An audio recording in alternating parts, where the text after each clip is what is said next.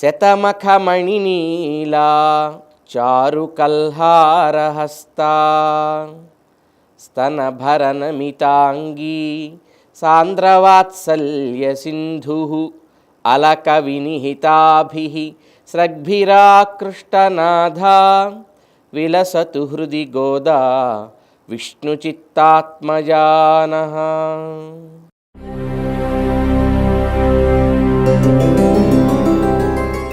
ఈరోజు మన ధనుర్మాస వ్రతంలో 25వ రోజు.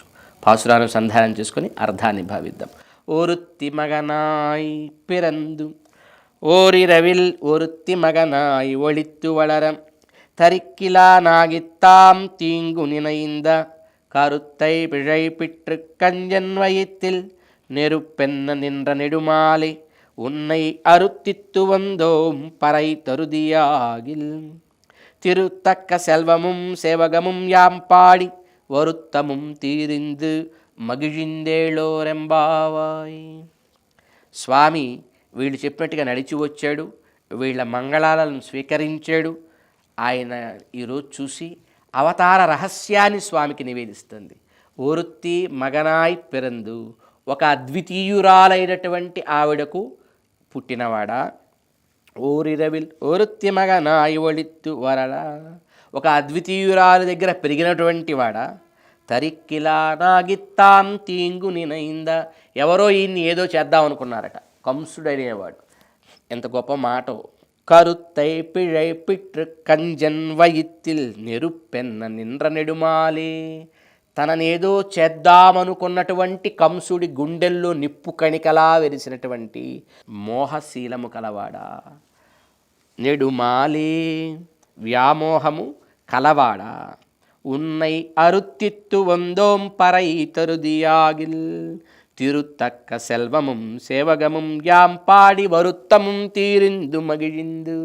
లక్ష్మీదేవి చేత కూడా సేవింపబడిన నీ వీర విక్రమ చరిత్రను, పరాక్రమాన్ని, నీ కళ్యాణ గుణములను పాడి మార్గమధ్యంలో ఏర్పడ్డ శ్రమలన్నీ, ఈ ఆత్మ ఎన్ని జన్మల నుంచి ప్రయాణం చేస్తుందండి, ఎన్ని రకాల కర్మలని తీసుకుని ప్రయాణం చేస్తుంది, వాటన్నిటి వల్ల కలిగిన శ్రమలు తొలగి మేము ఆనందించేట్టు అనుగ్రహించమని ప్రార్థన చేశారనమాట.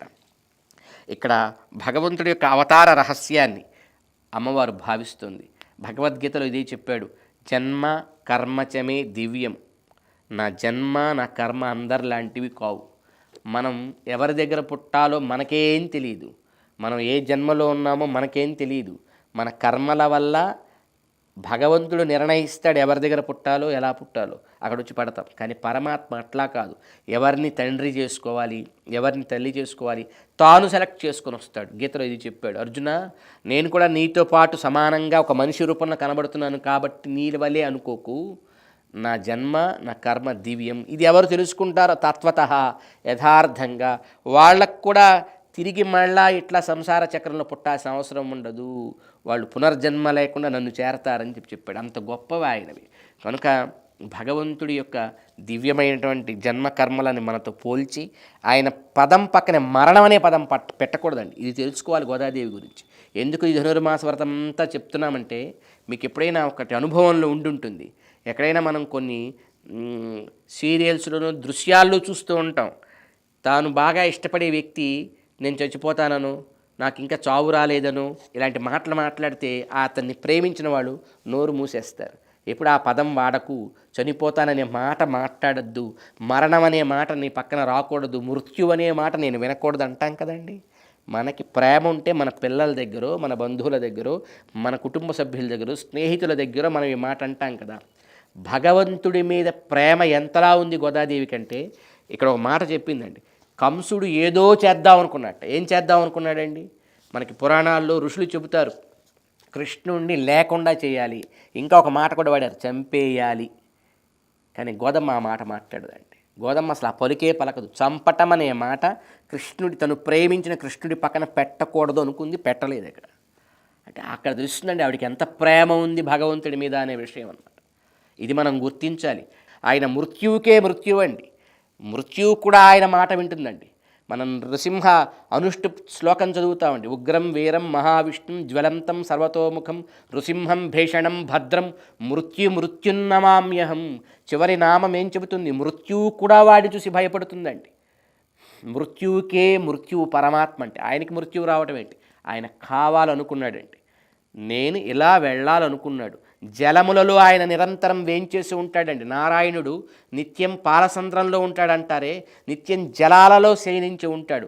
ప్రళయమంతా జలం ద్వారానే వెళుతుంది. ఆ జలంలో ద్వారా ఆయన తిరిగి మరలా అవతార పరిసమాప్తి చేశాడు అనే మాట వాడాలి. ఇది ఋషులంతా అలాగే వాడారు. చెబుతున్న అమ్మ, ఎవడో ఏదో చేద్దామని వచ్చాడయా, ఎంత గొప్పవాడివి నువ్వు, ఒక అద్వితీయురాలు, నిన్ను కన్న తల్లి ఎంత గొప్పది.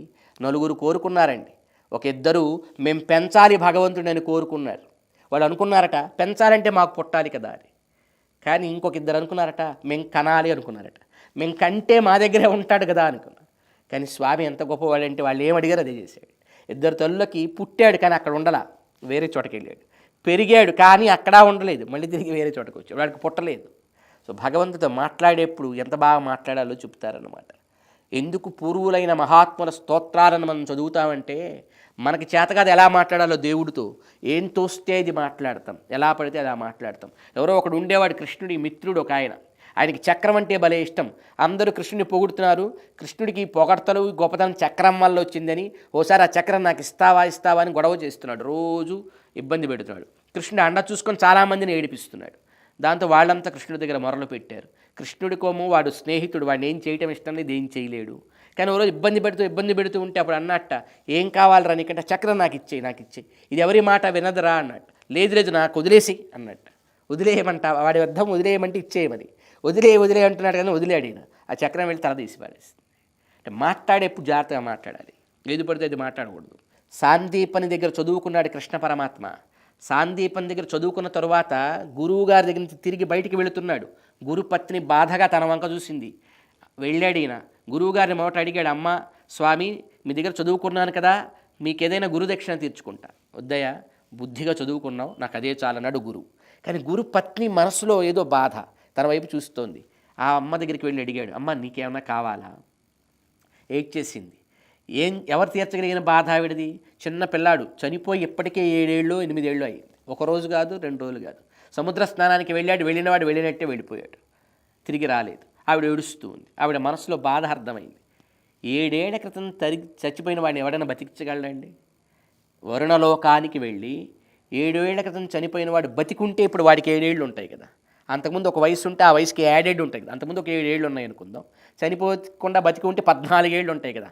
వాడు ఇప్పుడు బతికి ఉంటే ఎంత వయసుతో ఉంటాడో, ఎలా ఉంటాడో వాడిని అలాగా బతికించి మళ్ళీ తెచ్చి గురువు గారి భార్యకి ఇచ్చాడు. మహాభారతము భాగవతము చదవండి. పరమాత్మ పక్కన మరణం అనే పదం పెట్టటమే ఇష్టం లేనంత ప్రేమ దశతో ఎవడో ఏదో చేద్దామనుకుంటే వాడికే అదైపోయిందని చెప్పింది గోదమ్మ. నిప్పు కణికలాగా ఒక చెడు భావం మనసులో పెట్టుకున్నాడు కంసుడు. పరమాత్మ నిప్పు కణికలాగా వాడిని లేకుండా చేసేసాడు. అలాంటి స్వామి ఒక అద్వితీయురాలకి పుత్రుడవై జన్మించి ఒక అద్వితీయురాలకి నేను కంటం వల్ల వాళ్ళలాంటి తల్లులు, సాటి అయిన తల్లులు ఇంకా లోకంలో లేరండి. యశోద అంటే అష్టాక్షరీ మంత్రం అంటారు. భగవద్వైభవాన్ని చెప్పే మంత్రాలు ప్రపంచంలో ఎన్నున్నా ఓ 2 తల్లులు మహాదృష్టవంతులు అంటారు. యశోదమ్మ, దేవకీదేవి. దేవకీదేవి సాక్షాత్ స్వామిని కంది. యశోదమ్మ ఆయన చేష్టలన్నీ చూసిందండి. భగవంతుడి బాల్య చేష్ట ఒక బ్రహ్మలీల.